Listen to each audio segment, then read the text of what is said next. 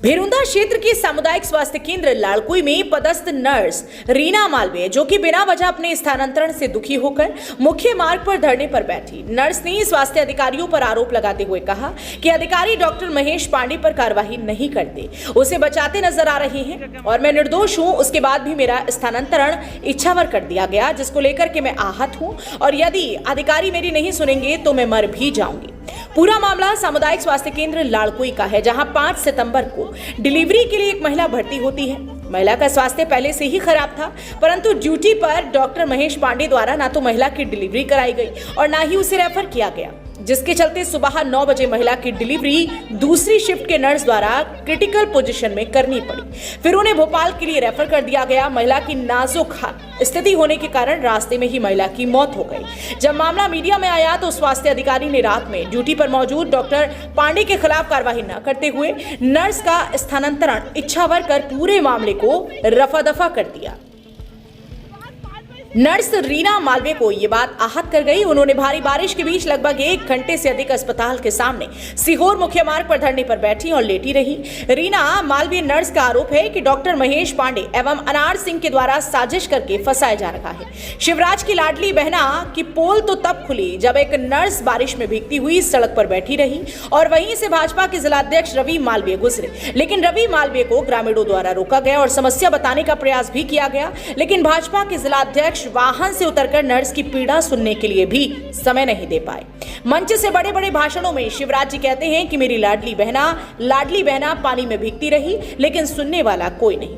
वहीं लाड़कुई पुलिस ने अपनी जिम्मेदारी निभाते हुए छाता लेकर नर्स के पास खड़े रहे जब तक कि मौके पर कोई अधिकारी नहीं पहुंचे।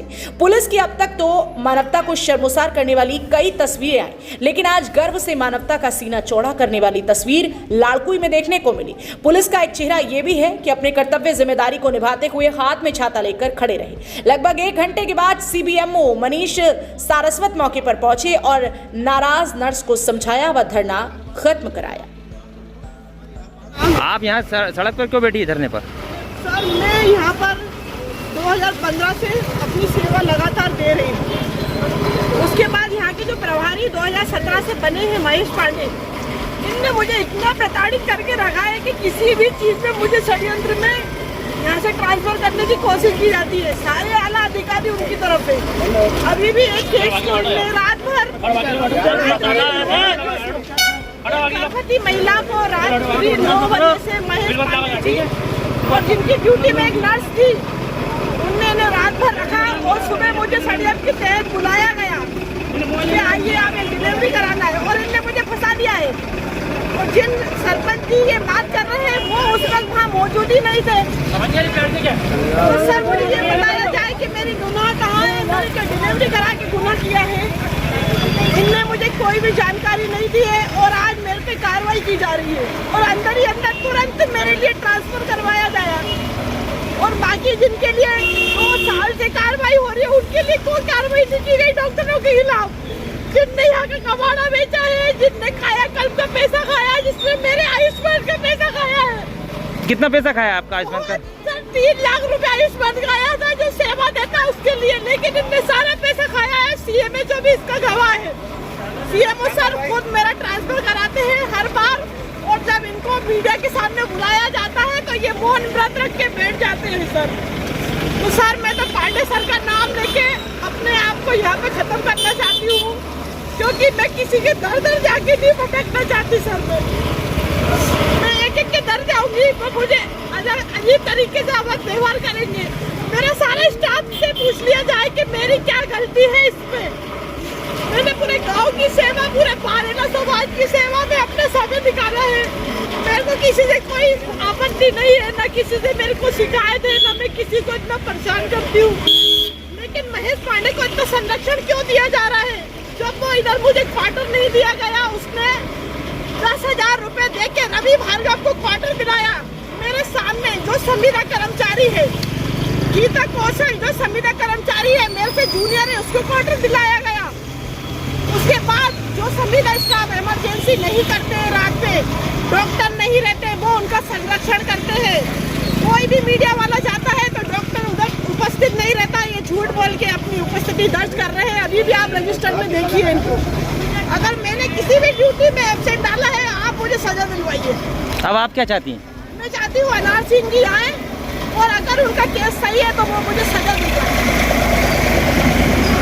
और मेरे को जो भी ट्रांसफर किया गया उसके बारे में बताया जाए और मुझे सजा दिलवाई जाए। अगर मैंने उनकी बच्ची को मारा है या कुछ गलत किया है, आप मुझे सजा दिलवाइए। तो उसको मैं तो उसको तो जो है उसको समझाइश के लिए उसको कि ऐसा ना करे, रोड पे ना बैठे, इसलिए मुझे एसडीओपी साहब का फ़ोन आया कि डॉक्टर साहब समझाइश दीजिए उसको, तो मैं उनको लेने आया हूँ। मेरे सीएमएचओ सर का फ़ोन आया कि उसको ले जाए। सर लाड़कुई सामुदायिक स्वास्थ्य केंद्र में जो है सामग्री बिकने का मामला आया था सर सामने, क्या हुआ सर जाँच? आजा बेटा, सर बेटा सब बिल्कुल देखिए, मेरी बात सुन बेटा, मैं अपनी आपकी जो भी इज्जत और बात, मेरी मान को हानि हुई है वो मुझे आप बेटा वापस मेरी बात दिलाइए। सुनेगी, आपकी जो भी समस्या है उसको बैठ के करोगे कि रोड पे बैठ के नहीं, मैं करोगे आपके बेटा, साथ चल रही हूँ। है ना? बस तो फिर बात मुझे संरक्षण आपकी रोड पे लेटी हुई दिखाई दी। देखिए, आज जो हम लोग यहाँ पर आए हैं वो 2 मामले में जांच के लिए आए हैं।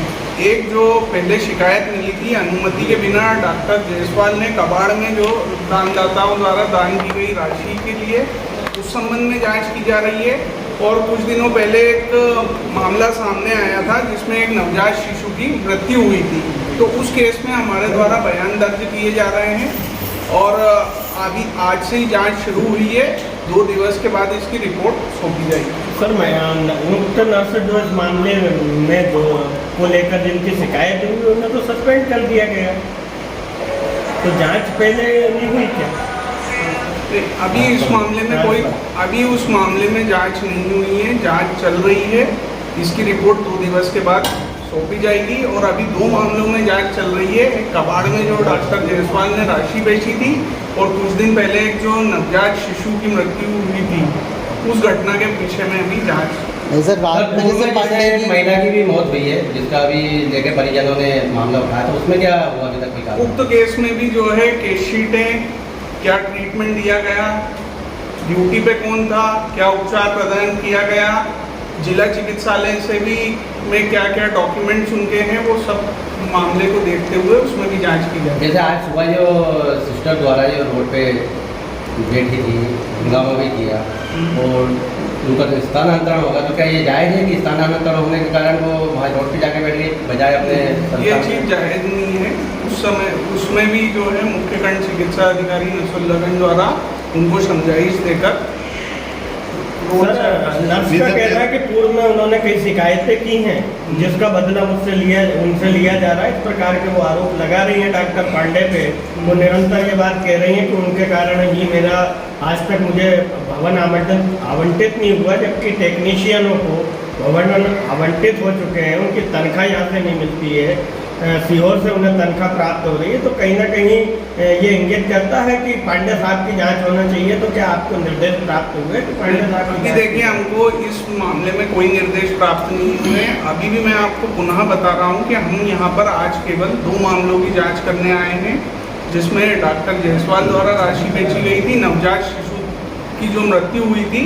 उक्त केस की जांच के पश्चात 2 दिवस में रिपोर्ट दे दी जाएगी और अगर इस तरह की कोई चीज़ आगे मिलती है तो उसकी भी जांच की जाएगी। सर मैडम को बिना जांच के आपने जैसे स्थानांतरण कर दिया, उस दिन पांडे जी भी ड्यूटी पे थे, तो उनके खिलाफ कोई कार्रवाई नहीं की है? सब अभी हम लोग जांच दल कमेटी में जांच दल के सदस्य हैं और हम जो है अभी इस संबंध में कुछ नहीं कह पाएंगे कि मैडम का जो टेक्निकल बात पूछना चाहूँगा, क्या एक्सरे रूम जो होता है वो आम कक्ष से कितनी दूर होना चाहिए ताकि उसका रेडिएशन नहीं फैले?